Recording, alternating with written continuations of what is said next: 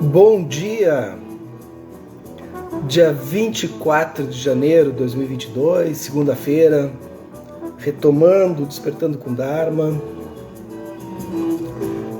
Bom dia, Mauro, tudo bem? Começando com Jacques Morelenbaum, lentamente, começando a segunda. Bom dia, Azevedo, bom dia, Fabiola, bom dia, Rosali, tudo bem? Como vocês estão? Vamos retomar a segunda? Vamos começar? Começar devagarinho. Bom dia, Cris. Com a musiquinha Sayonara e Narita, do Jacques Morelenbaum. Bom dia, Conceição. Bom dia, Cláudio. Bom dia, Silvia. Tudo bem? Não quis pedalar ontem, Cláudio?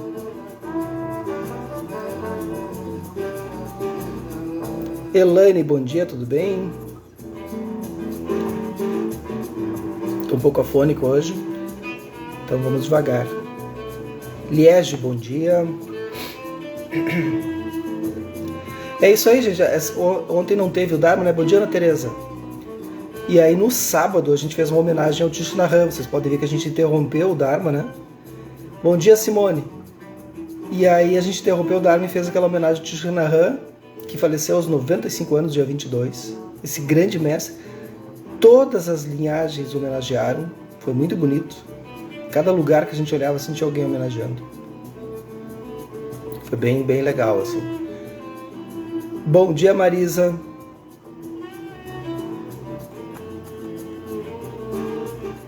Muito bem. Oi, Fran, tudo bem? Como vai por aí? Então, vamos começar o nosso Despertando com Dharma. Então, nós estamos lendo Apaixonado pelo Mundo, editora Lúcida Letra, do Mangyal Rinpoche. A história dele quando ele sai do monastério, né, e vai passar os perrengues. Então, bom dia, Isadora. Eu estou pedindo, quem quiser doar, fazer doações em dinheiro, para o meu e-mail, para o Pix, que é o meu e-mail, jefferson@queiroz.com. E toda doação vai para uma entidade que trata de crianças com vulnerabilidade social. Eu quero ver se essa semana talvez eu já vá numa entidade para a gente conhecer. Tem uma em vista, tem várias em vista, mas tem uma que a gente está pensando em olhar, que eu não conheço. E aí para dar uma olhadinha, ver como é que tá. Outras coisas, bom dia, o Joca também ouve o Dharma, que legal. Bom dia, Maria. Bom dia, Grazi. Então essa é a notícia do livro. Quem quiser colaborar, quem não colaborou ainda, quiser colaborar, qualquer valor, gente. R$5, R$10, o que vocês quiserem, tá? Então essa é a notícia do livro. Amanhã tem aula presencial aqui, terças-feiras às 19h15 e quartas-feiras às 7h15 da manhã. Bom dia, Fred. Então terça às 19h15, quarta às 7h15. Quem quiser fazer aula presencial, venha. E dia 12 de fevereiro nós teremos o Despertando com Dharma ao vivo, mais práticas de meditação, alguma brincadeira e depois um café da manhã, cozinha calma. Tá? Olha quanta programação bacana aí pra gente curtir junto da Arquitetura da Mente. Bom dia, Caio de Holanda. Então vamos lá. Vamos ler? Tá dados os recados. Então quem quiser participar do dia 12 já vai se inscrevendo porque, enfim, né? A gente não vai lotar a casa, né?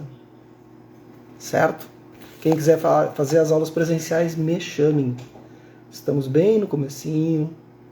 Estamos trabalhando vários aspectos. O que eu trabalho? Os aspectos do budismo, os aspectos da meditação, aspectos emocionais. E nós estamos na página mais ou menos 48, né? Um pouquinho 49. Então, os erros de identificação das percepções sensoriais acontecem o tempo todo e fazem do corpo o melhor laboratório de aprendizado sobre a nossa mente. O que havia acabado de acontecer no trem? Vocês lembram que ele estava no trem, aí ele ouviu aquele apito e se assustou, né? Meu ouvido havia detectado um som.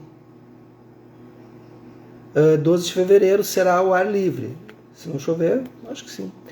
Então a Carolina está lembrando ali. Provavelmente ao ar livre. Então aqui você sabe que nós temos bastante espaço aqui em casa, bem confortável. Ficam bem longe um do outro, assim, bem tranquilo. O que havia acontecido, acabado de acontecer no trem? Meu ouvido havia detectado um som. Não um som bom, nem um som ruim, apenas som. Apenas o contato entre o órgão sensorial e o objeto. E depois? Minha mente foi engolida por uma história negativa, a ponto de eu ter esquecido que as palavras, imagens e impressões que criaram a história não eram verdadeiras para nenhuma outra realidade além da que estava na minha mente. É assim, né, gente? A gente ouve, a gente vê uma imagem e a gente já cria um monte de historinha assim. A mente do meu aluno foi absorvida em uma história positiva. Mas em ambos os casos, o fato de termos sido fisgados pela história significa que perdemos o contato com a percepção. Ambas as associações obscureceram a simplicidade do som apenas. É por isso que dizemos, o corpo é a morada da mente que agarra. Legal isso, né? O corpo é a morada da mente que agarra. Ocorrem interpretações equivocadas sobre a fonte da sensação, porque a percepção e a interpretação surgem quase simultaneamente. A gente não consegue separar aquilo que nós temos dentro da nossa mente com aquilo que a gente está ouvindo ou vendo. A gente já olha com o nosso condicionamento, a gente não olha com outra lente. A gente já percebe as coisas com o nosso condicionamento. E aí é o grande problema da nossa vida, né? A gente não consegue se livrar nunca disso. Tão próximas que se cria uma impressão forte, porém incorreta, de que a realidade interpretativa, seja ela boa ou má, cativante ou aversiva, está alojada dentro do próprio objeto e não na mente. Isso pode ser muito difícil. Quando ficamos com a cabeça presa nas nuvens, nuvens bonitas, nuvens feias, não conseguimos ver que elas são impermanentes, que têm vida própria e que vão passar, se deixarmos. Quando nos relacionamos com o mundo com uma mente cheia de pré-julgamentos, erigimos uma barreira entre nós e a realidade como ela é. Manter impressões errôneas. Bom dia, Lucilena. Depois eu leio ali as mensagens, obrigado. Manter interpretações errôneas com uma mente rígida é o mesmo que agarrar-se a elas. Agarramo-nos ao que sabemos ou aquilo que se encaixa na nossa experiência limitada. E isso distorce a percepção direta e imediata. Então ele está dando uma aula aqui, né? É um verdadeiro curso. Quem conseguir perceber isso, aproveita. É uma aula. Quando nos sentimos ameaçados pela mudança, tentamos manter as coisas no lugar, o que é outra maneira de descrever o aspecto do eu que se recusa a deixar os padrões antigos morrerem. Mas, se não pudermos conscientemente permitir que os padrões morram, então não podemos aproveitar os benefícios energizantes da regeneração. E assim, né, acontece uma coisa conosco, a gente fica preso às coisas do passado, todo mundo, né? E fica remoendo e tudo mais e não dá espaço, né? A impermanência, tal como a vacuidade, é uma característica inerente aos fenômenos. O reconhecimento da impermanência corrige as interpretações equivocadas de permanência. Mas reconhecer a vacuidade diretamente é ainda mais útil para trabalhar com o apego. Reconhecer a fluidez de todas as formas enfraquece as falsas afirmações da mente fixa. Por sua vez, isso expande a nossa noção de quem somos e do que podemos fazer. Pode ser muito libertador saber que nossas histórias sobre o apito do trem, ou as ansiedades sobre nossos relacionamentos, ou nossa reputação não estão inerentemente enraizadas dentro de nós. E saber que temos uma capacidade inata de transformação. Porém, entender a impermanência como a camada exterior da morte pode ser ainda mais eficaz para contar nossos hábitos mentais irracionais.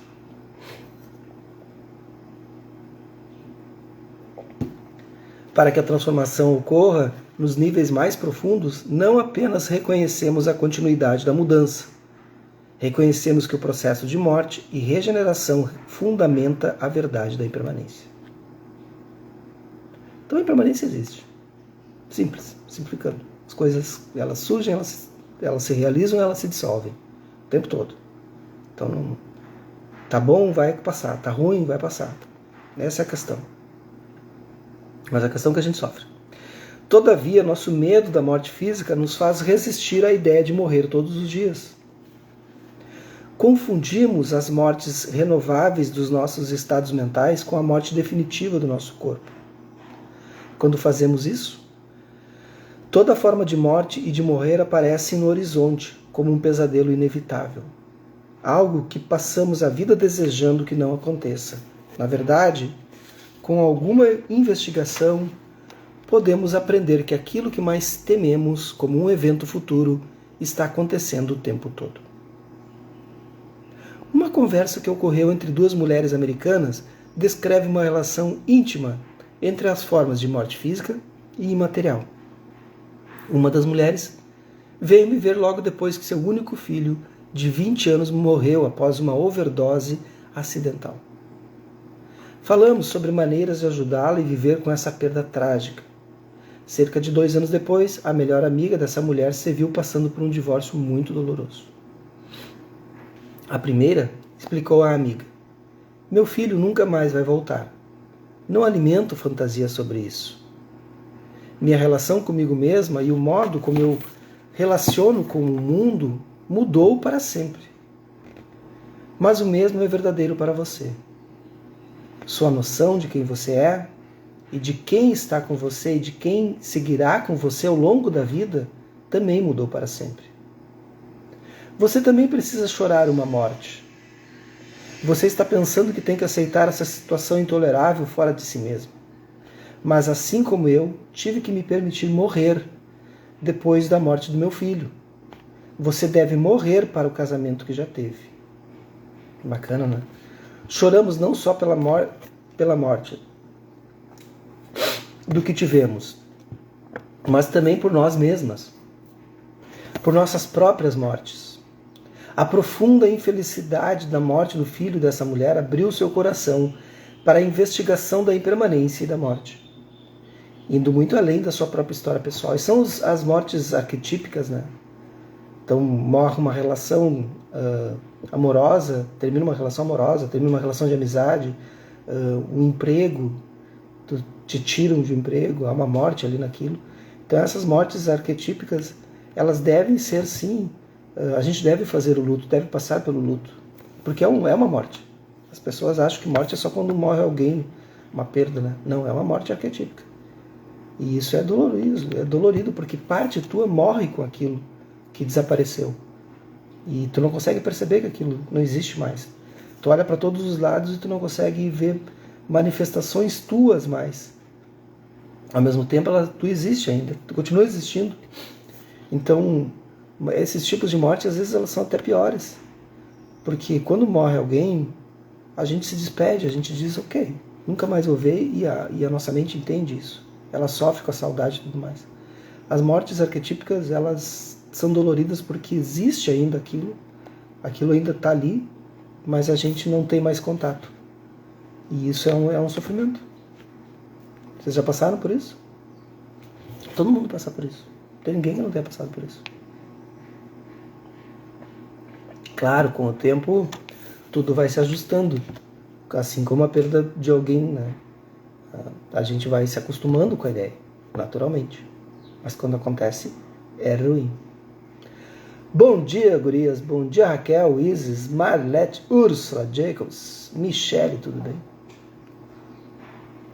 Ela conseguiu ampliar seus limites.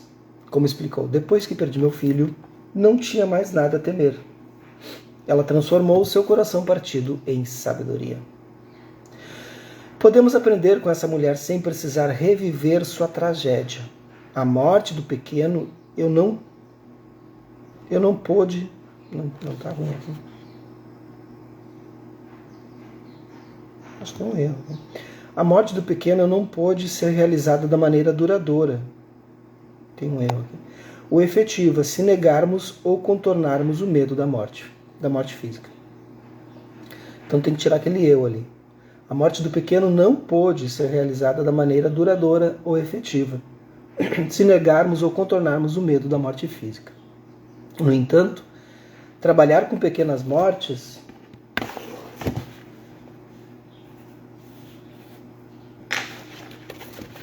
depois eu mando pro Vitor Barreto da Lúcia da Letra.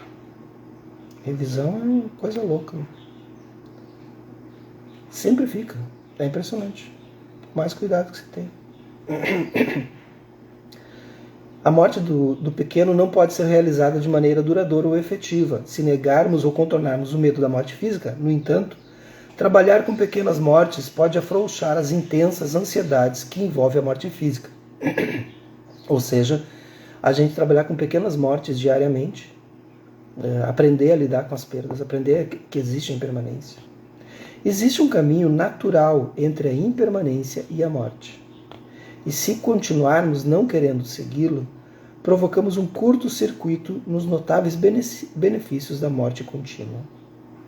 Abordar a finitude do nosso corpo sem prestar atenção às mini-mortes da vida cotidiana é como confundir diamantes com pedrinhas e jogá-los fora.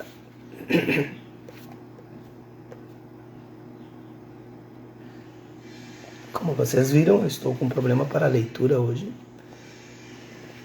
Mas seguimos. Nada é permanente, salvo a mudança, e aceitar isso tem o potencial de transformar o medo de morrer em viver com alegria. Agora eu estava morrendo nesse trem, tendo começado essa jornada. Estava morrendo para a minha antiga vida. Estava fazendo o que planejara.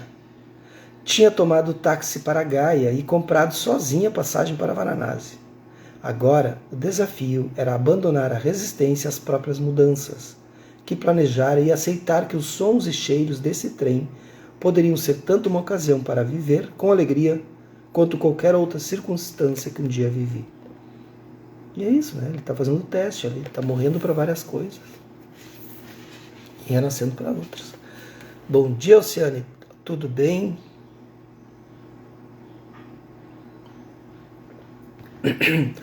Tudo bem até aqui, gente? Me dei uma folga para eu poder respirar. Como é que vocês estão? Curtiram essa ideia da impermanência? Então esse capítulo 4 foi sobre a impermanência. Vocês estão passando por algum tipo de morte arquetípica, em que alguns arquétipos da sua identidade, eles se desfazem?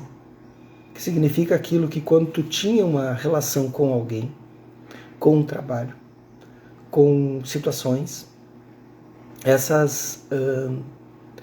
e ela se desfaz, na verdade que se desfaçam teus arquétipos, né? Então aquilo tu não consegue mais ver. Alguém está passando por isso?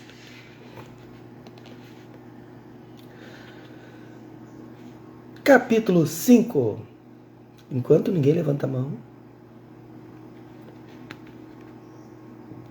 Deixando a sabedoria emergir. Alcione diz, tudo bem, nova semana, novos sonhos. Perfeito. É isso aí, né, Alcione? Sigamos. Quando abandonamos a crença, a Marlete diz que ela está passando. A Simone diz que já passou. E aí eu pergunto para vocês, esse arquétipo novo que surgiu, porque surge uma nova identidade, né? Vocês conseguem perceber que essa nova identidade ela faz mais sentido?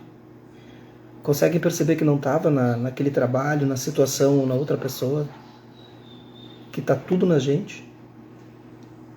E vocês, fazendo mais uma pergunta, e vocês acham que se trouxesse aquele trabalho, aquela situação ou aquela pessoa, não importa, a coisa, o arquétipo que, né, a situação de cada um, vocês, fazendo uma pergunta sincera, vocês gostariam que voltasse esse trabalho, essa situação, essa pessoa? Gostariam? Eu não gostaria. Porque não cabe mais. Não cabe mais dentro desse contexto. Não faz mais nenhum sentido.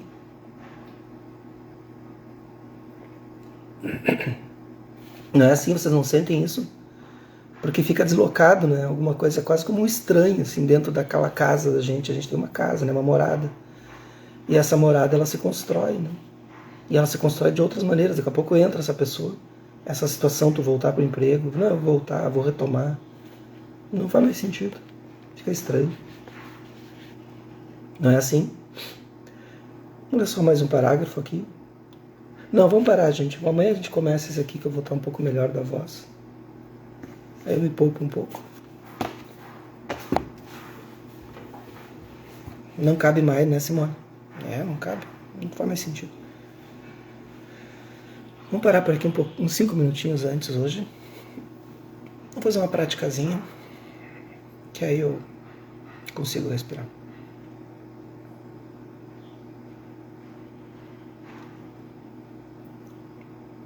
Faça uma respiração, uma inspiração profunda pelas narinas. Soltem pela boca.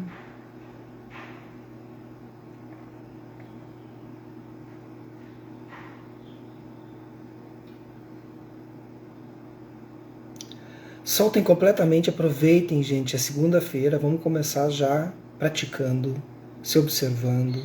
Aproveitem mesmo que seja esses poucos minutos. Vai fazer muita diferença para vocês.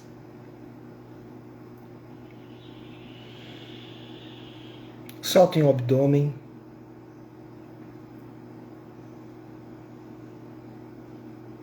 Soltem o pescoço, os ombros.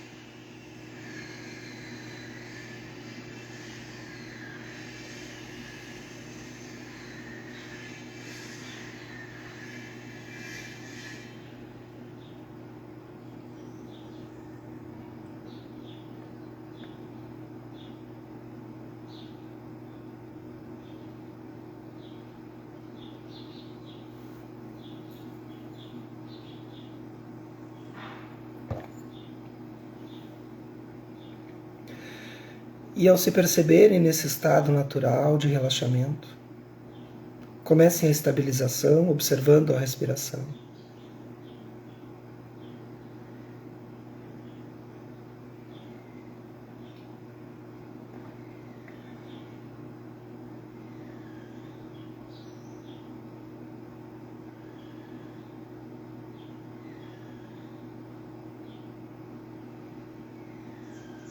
Entre em contato com a sua respiração, observando o fluxo da entrada do ar e da saída.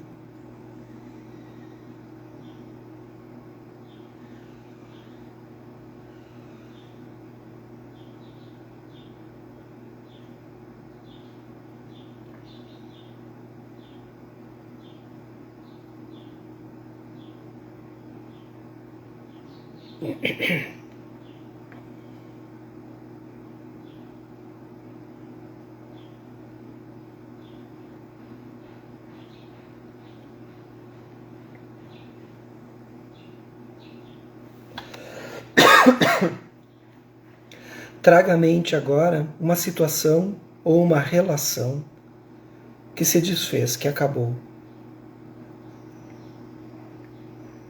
Visualize você naquela situação, seja uma relação de emprego, uma relação amorosa, uma relação de amizade, alguma relação. Alguma relação que se desfez.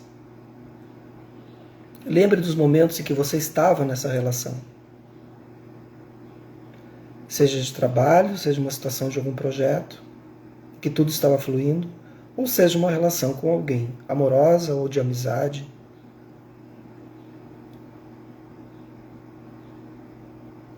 Lembre dos momentos. Relembre esses momentos. Sem julgamento, apenas veja imagens.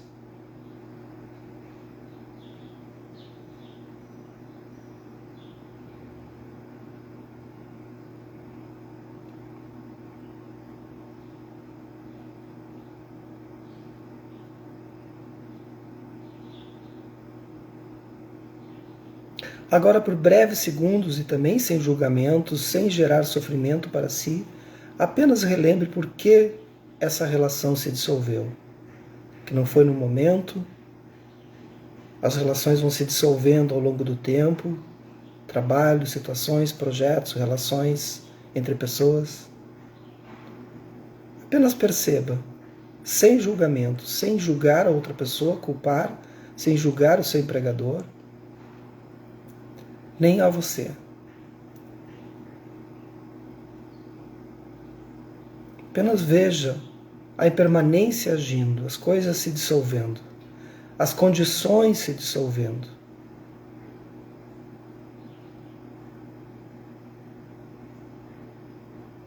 Olhe para você agora. Como você está agora.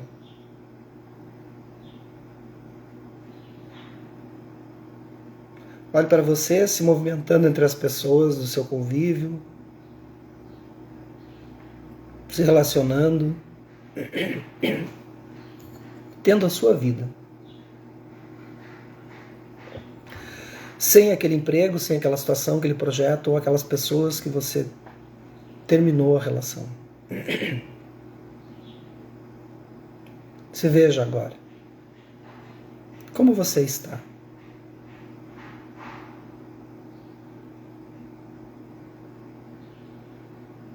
Não esqueça de observar o corpo, inspire profundamente, solte. É um exercício sem julgamentos. Perceba se há espaço para aquela situação, aquelas pessoas, aquele trabalho na tua vida agora. Seja sincera, sincero, honesto consigo. Seja honesto consigo. Há espaço? Realmente há espaço de verdade?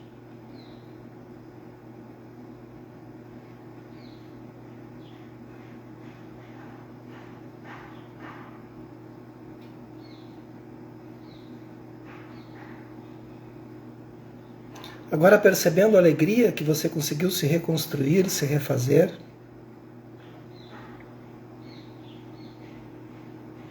lembre novamente da situação, das pessoas que te envolveram nessa perda, dessa relação. E do fundo do seu coração, envie a seguinte mensagem: que essas pessoas, que aquela situação se livre do sofrimento. Que elas encontrem a causa do sofrimento e a extinção desse sofrimento. Faça isso com toda a bondade amorosa. Visualize as pessoas ou situações que lhe causaram algum transtorno e envie amor, bondade para elas.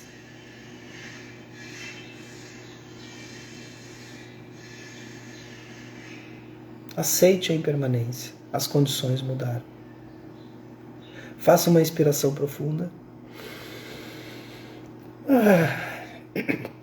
Sorria, se alegre e vamos começar a segunda com essas novas condições, com essas novas criações de arquétipos da nossa identidade. Gente, bom dia, boa segunda, boa semana e até amanhã, terça-feira, se a impermanência permitir. A gente nunca sabe. Que os méritos desse nosso encontro, dessa nossa prática se expandam e toquem a todos e que nós possamos nos tornar um caminho iluminado. Bom dia, boa semana.